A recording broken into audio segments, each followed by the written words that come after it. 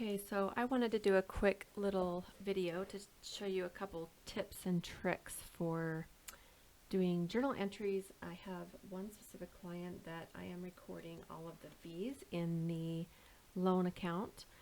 So, for example, I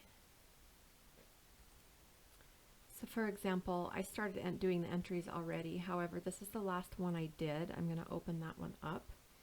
And the last one was on 4/20, and I'm going to, let me just hurry and do this one really quick. And, oh, actually, I'm going to hit revert, sorry.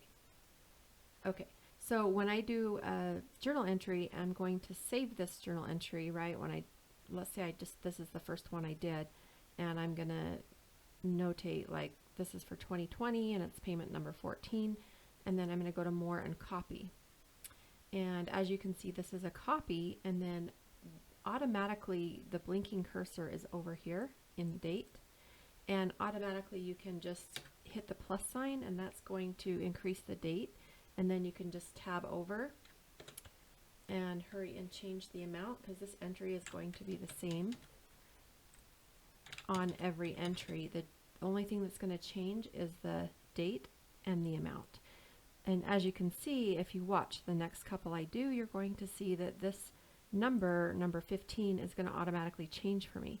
So then once I change the information, I'm going to hit save, then go to more, copy, and then this one is in May 12th, so I'm going to have to hit the plus sign a lot of times, but you can see it counting up. If it was a lot of days, then I would just manually type this one, but if it's just a couple days, it works really nice. So 5/12, you can see that the number changed over here, and then we're just going to change it to the amount that it is. Hit save, and then again, we're going to hit more, copy. And this works really well if you have to do reoccurring transactions. That way, this one I have tons of journal entries I have to do. However, I don't agree on doing journal entries for certain things, but when you're doing entries inside a loan or any kind of liability or asset account, you're going to have to go ahead and they're journal entries no matter what. So if you do it straight from the register. So again, that one's done. And I'm just going to hit the 21, that's the next date. I have a spreadsheet on another screen. I don't know if you all use multiple screens or not, but I would die without multiple screens because I always have, multiple things open at the same time. You might have bank statements. So see, this one's automatically, so that one's automatically going to be quite a few days ahead. So I'm going to just type that one in. Also, there's a really nice import tool. I didn't do imports on this one because I wanted to show you guys.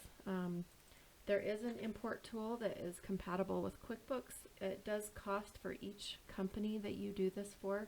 So I don't recommend it unless you're doing massive bulk journal entries like I do with this client. And let's see, I think this is my last one. Okay.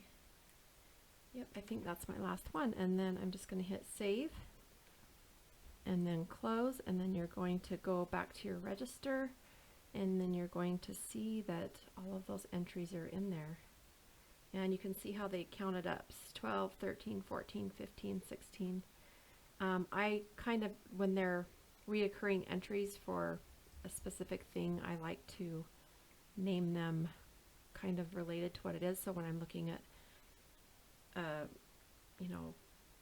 a report like a profit and loss, I can kind of see, for example, if I'm doing journal entries for payroll, because they use an outsourced payroll company, I like to do the date of the payroll and then PR, so that way when I'm looking at it, I can ensure that I have all of the entries in there.